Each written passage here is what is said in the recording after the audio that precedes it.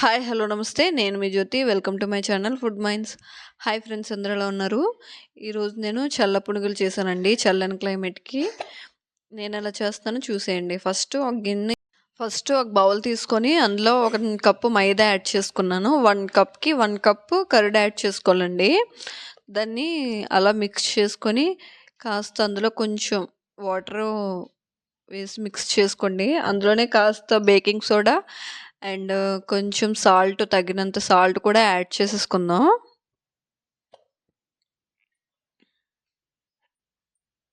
Add చేసుకొని మనకి పునుగులకు తగ్గట్టు కలుపుకోండి. కలిపేసుకొని తర్వాత కొంచెం కరివేపాకు, అలాగే జీలకర్ర, పచ్చిమిర్చి, కాస్త అల్లం ముక్కలు యాడ్ చేసుకుందాం. అలాగే మీకు నచ్చితే ఇందులోనే ఆనియన్స్ కూడా యాడ్ చేసుకోవచ్చండి. యాడ్ చేసుకొని ఒక గంట అరగంట పక్కన పెట్టేసుకొని అంటే మనకి ఆలోపు పిండి బాగా పులిసి నానుతుందండి.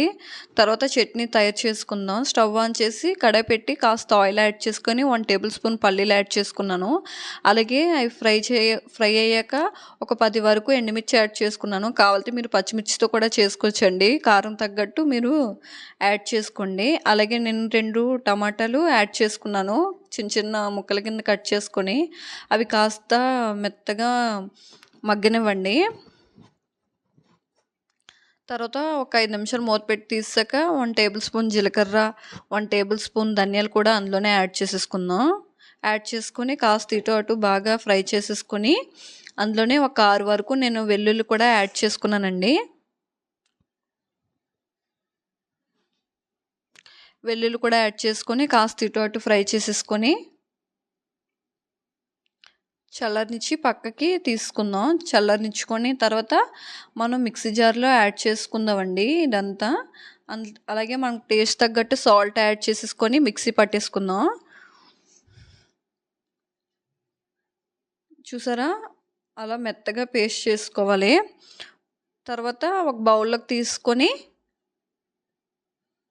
అందులో మనం తాలింపు యాడ్ చేసుకుందాం.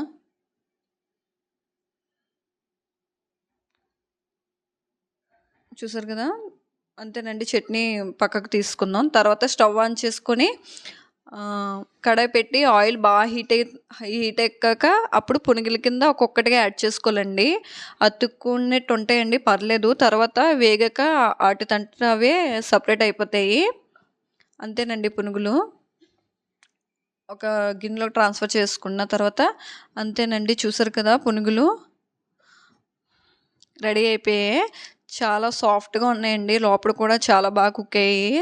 మీడియంలో పెట్టి కుక్ చేసుకోండి. అంతేనండి. చూసారా, అలాగే మన ఛానల్ ఎవరికైనా నచ్చితే please like, share, subscribe to food